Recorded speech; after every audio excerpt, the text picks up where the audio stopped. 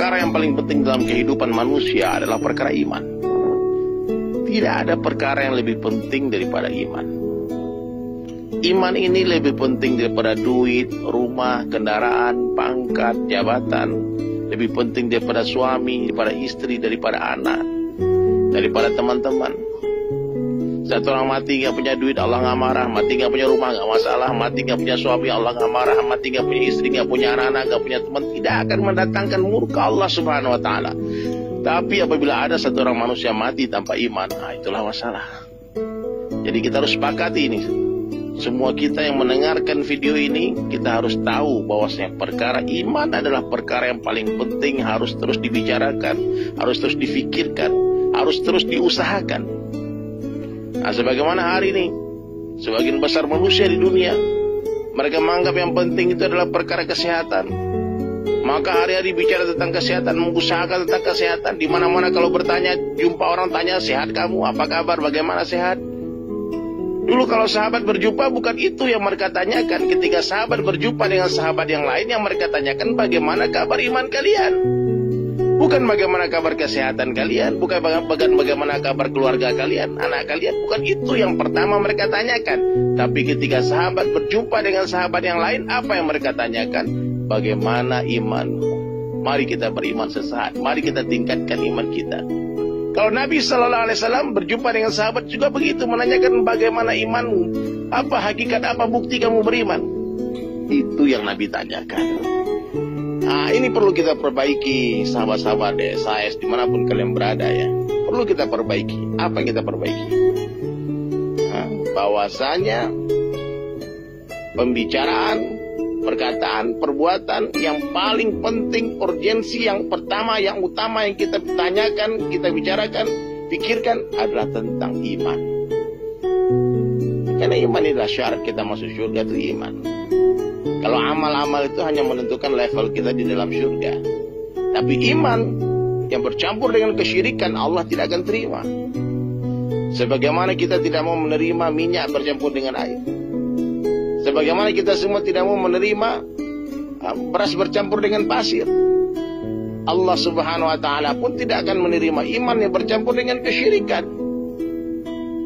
Terus bagaimana dong? Orang syirik itu bagaimana? Orang syirik bukanlah orang yang tidak percaya kepada Allah. Dia percaya kepada Allah, namun dia sekutukan Allah dengan ghairullah. Menyekutukan Allah dengan selain Allah, itulah syirik. Kalau orang tidak percaya kepada Allah, kafir dia. Jelas dia. Tapi orang yang percaya kepada Allah, namun dia juga percaya kepada ghairullah, dia sekutukan Allah dengan makhluk, inilah musyrik. Orang beriman mutlak yakin sempurna hanya Allah yang berkuasa, selain Allah tidak kuasa. Nah, bisa nggak kita ucapkan hal semacam itu? Allah kuasa, makhluk tak kuasa. Allah yang menciptakan, makhluk diciptakan. Allah yang memelihara, makhluk dipelihara. Allah yang memberi rezeki, selain Allah diberikan rezeki. Nah, makhluk ini bisa kita ganti dengan selain Allah. Siapa itu makhluk? Siapa saja selain Allah adalah makhluk. Hatta Jibril alaihissalam adalah makhluk. Jibril alaihissalam itu pernah dinafikan oleh Nabi Ibrahim alaihissalam. Ketika Jibril alaihissalam, amirul malaikat, pemimpinnya para malaikat, datang menawarkan bantuan kepada Nabi Ibrahim alaihissalam ketika hendak dibakar oleh Namrud laknatullah alaih. Apa jawaban Nabi Ibrahim alaihissalam? Hasbunallah wa ni'mal wakil. Cukup Allah sebagai penolongku. Nah, inilah tauhid. Menafikan ghairullah, meyakini hanya Allah yang berkuasa, selain Allah tidak bisa apa-apa, bukan apa-apa, bukan siapa-siapa, tidak bisa memberikan manfaat dan mudarat sedikit pun tanpa izin Allah. La ilaha illallah. Di hari kita bercerita tentang kebesaran Allah, di hari kita mendengar tentang kebesaran Allah, di hari kita berbicara tentang kebesaran Allah, hari itu iman kita akan meningkat, meningkat, meningkat. Tapi di hari kita bercerita tentang perkara kebesaran selain Allah, maka hari itulah iman kita akan menurun. Kenapa iman kita turun naik, hadirin sekalian? Karena kita semua tidak istiqomah dalam membicarakan tentang kebesaran Allah.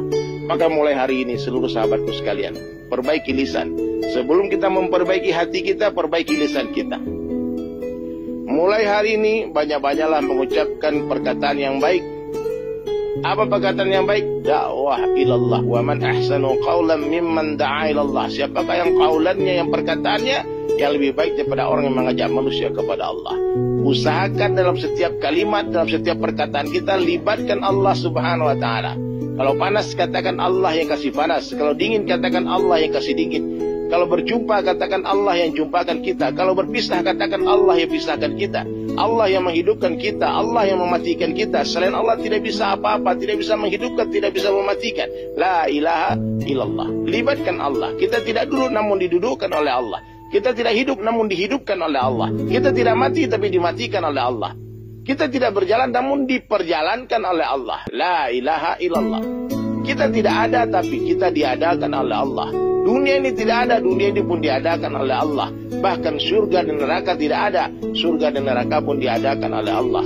Allah Subhanahu wa Ta'ala itu ada sebelum seluruh makhluknya ada. Dan Allah Subhanahu wa Ta'ala akan tetap ada setelah seluruh makhluknya sudah tidak ada.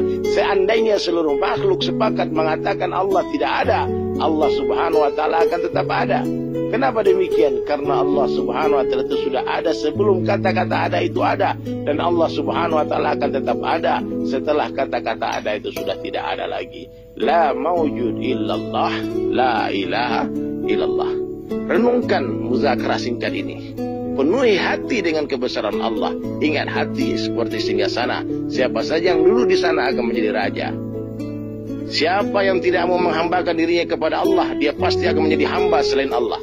Siapa yang tidak mau menghambakan diri kepada Allah, maka dia akan menjadi hamba selain Allah.